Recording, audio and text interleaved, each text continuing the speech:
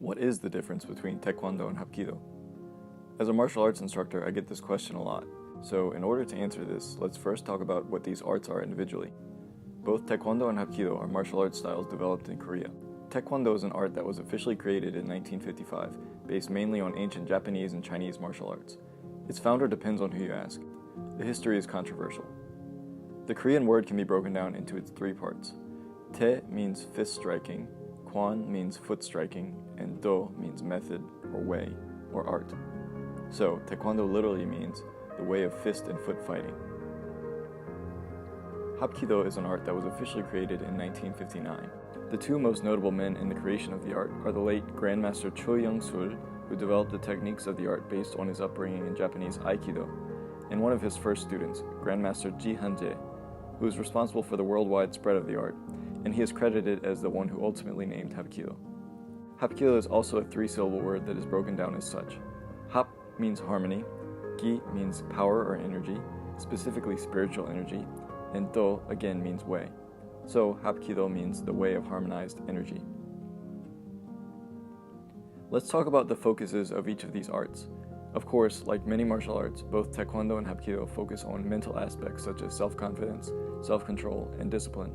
And of course the physical aspects like self-defense, weapons training, kicking, flexibility, and general fitness. In a general Taekwondo class, you will practice stretching, various amounts of kicks, board-breaking techniques, forms or pumse, self-defense, and sparring. Taekwondo is considered a hard-style martial art, meaning that its forms and basics have very sharp and precise movements. The style is often compared to traditional karate, which teaches very hard-style katas. Taekwondo is well known for its kicks, teaching a plethora of high-arcing and powerful kicks that can be used for practicality as well as just for demonstration purposes. In recent years, many Taekwondo practitioners have placed a focus on extremely high difficulty kicks involving several turns and, in some cases, flips.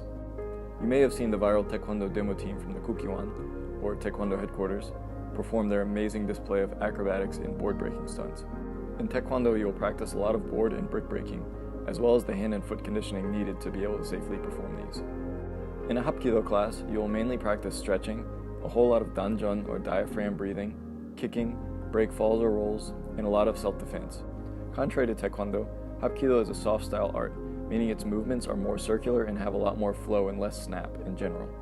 Hapkido is vastly known for its many practical self-defense techniques, which were developed from the Japanese styles of Aikido and Judo, which involve combining the user's energy with their opponents rather than against it. Taekwondo self-defense differs from Hapkido in that it is a hard style.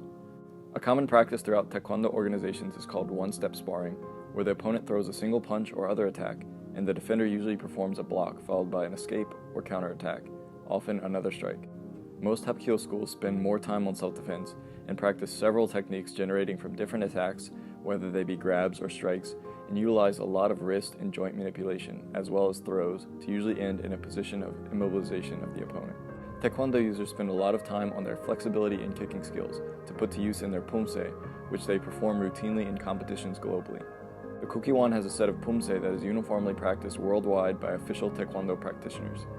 Hapkido does not have any official forms, although many schools create their own choreographed movements to cover basic stances, balance, and motion.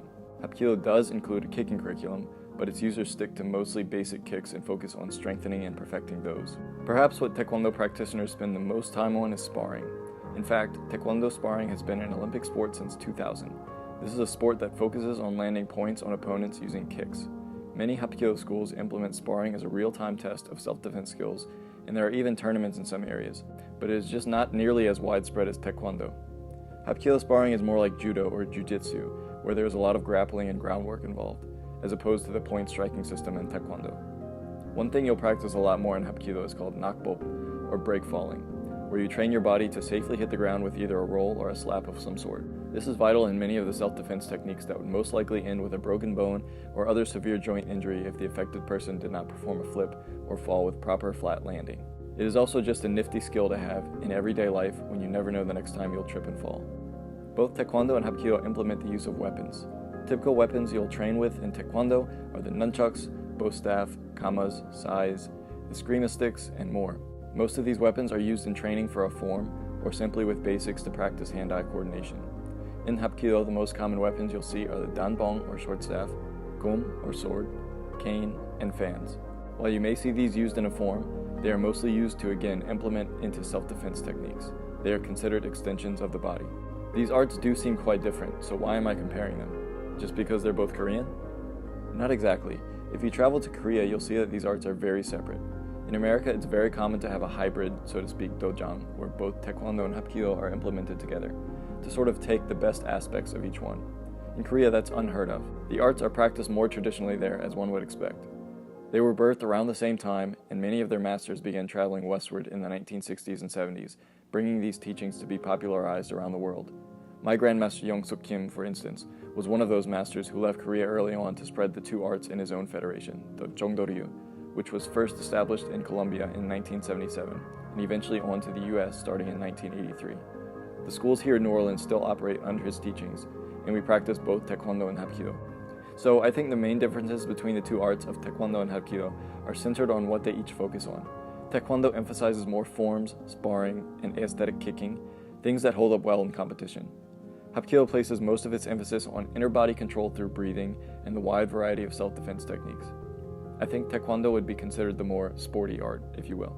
For instance, there is no practical reason to train your body to do a vertical 180-degree side kick, other than that it looks spectacular.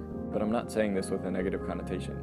There are certain techniques in Hapkido that I wouldn't consider practical over just a basic wrist lock, for instance. But that's the beauty of modern martial arts. We're no longer training people to go to war.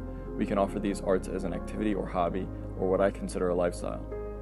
These martial arts are not about fighting or combat, but rather about self-betterment, discipline, and respect. And everybody gets to decide what they want to focus on for themselves. I always tell my students that I'm not interested in training good fighters, but rather good people. I hope this video was informative and entertaining. I'm glad we share a love for martial arts. Thanks for watching.